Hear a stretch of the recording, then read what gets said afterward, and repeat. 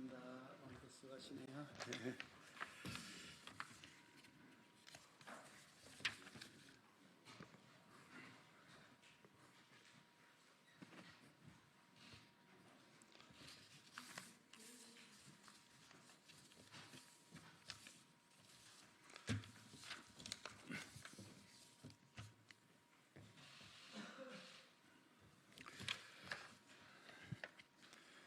안녕하십니까. 국회의원 김기현입니다.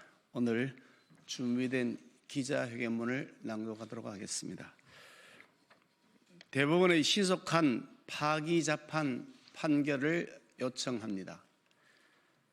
존경하는 국민 여러분, 그리고 언론인 여러분, 사법부의 신뢰가 뿌리째 흔들리고 있습니다. 특정 사건에 대한 재판이 시작되기도 전에 A 판사는 인용이다, B 판사는 기각이다 라는 결론이 예측되는 경우가 다반사이고, 실제 그 예측이 현실적 결과로 나타나는 경우가 보편적으로 되고 있습니다.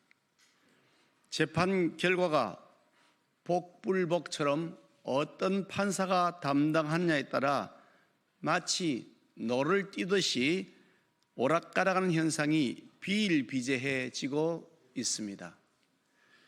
이것은 국가의 근간을 흔드는 매우 심각한 문제입니다.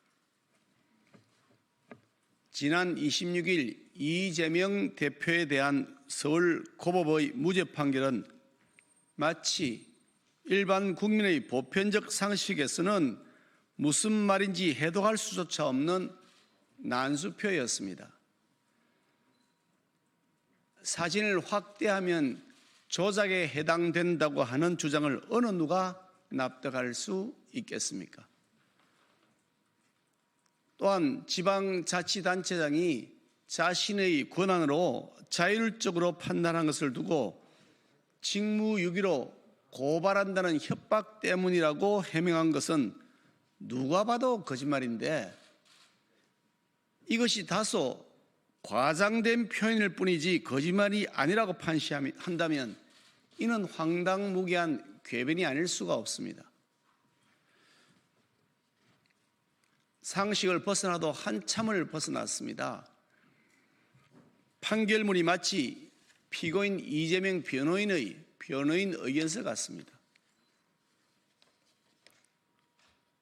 이재명 대표 앞에만 서면 비틀어지고 휘어지고 쪼그라드는 사법정의를 목도하며 나라의 법치가 조롱거리로 전락했다는 사실에 판사 출신 정치인으로서 깊은 자괴감이 듭니다. 공직선거법의 취지는 후보자를 보호하는 데 있는 것이 아니라 국민의 선택권을 보장하는 데 있습니다. 따라서 공직선거법 위반 사건에 있어서 사법부는 후보자가 아닌 유권자의 입장에서 법리를 살펴야 하고, 국민의 선택권이 침해당했는지 여부를 기준으로 살피는 것이 원칙입니다.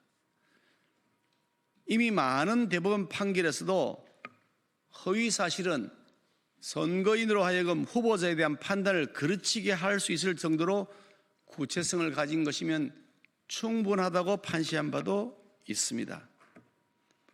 그럼에도 억지스럽고 기괴한 논리로 대한민국 사법부의 위상을 추락시킨 이번 판결은 그 의도성을 의심하지 않을 수 없습니다. 땅에 떨어진 사법부의 위상을 더 이상 이렇게 방치해서는 안 됩니다. 최종 시민 대법원만이 이번 항소심의 법리적 오류를 시정할 수 있습니다. 형사소송법 제396조는 대법원은 원심 판결을 파기한 경우에 그 소송 기록과 원심 법원과 제1심 법원이 조사한 증거에 의하여 판결하기에 충분하다고 인정한 때에는 피고 사건에 의하여 직접 판결을 할 수 있다고 규정하고 있습니다. 같은 형사소송법 제396 397조는 396조에 의해 파기 자판을 하지 아니하는 경우에 한하여 파기 환송을 하도록 규정하고 있습니다. 즉 파기 자판이 원칙이며 파기 환송은 예외적이어야 한다고 하는 것이 입법 취지입니다. 대법원이 파기 자판을 하는 경우 그 기준은 대체로 다음과 같습니다. 1. 사실심리, 다시 말씀드리겠습니다. 1. 사실심, 심리 과정에서 수집된 증거가 충분하여 추가 증거 조사가 필요하지 않은 경우. 2. 법리적 오류가 명확한 경우. 3. 소송의 신속성 및 효율성이 필요한 경우. 4. 사회적 논란이 큰 경우. 이재명 대표에 대한 이 사안은 쟁점이 매우 간단하고 기소부터 제1심, 2심 재판을 거치면서 30개월이 넘는 장기간에 걸쳐 사실심리가 이루어졌으므로 추가적인 증거조사가 필요 없습니다. 또한 허위사실인지 허위사실 공표인지 여부에 대한 법리적 오류만 시정하면 되는 단계입니다. 특히 공직선거법 위반의 경우 633 원칙을 법률에 명기하고 있을 정도로 신속 처리를 해야 하는 사건이고, 대통령 선거 출마 자격과 관련된 사회적 논란이 매우 큰 만큼 대법원은 파기 자판을 하는 것이 원칙일 것입니다.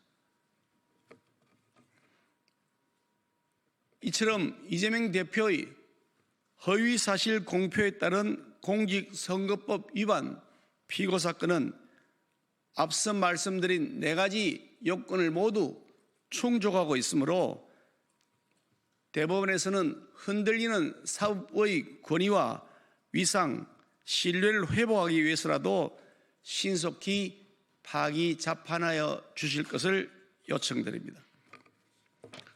아울러 검사가 이미 상고를 제기하였으므로 서울고등법원은 소송 기록을 대법원에 송부하는 실무적 절차를 지체함 없이 신속하게 해야 할 것임을 상기시켜 둡니다.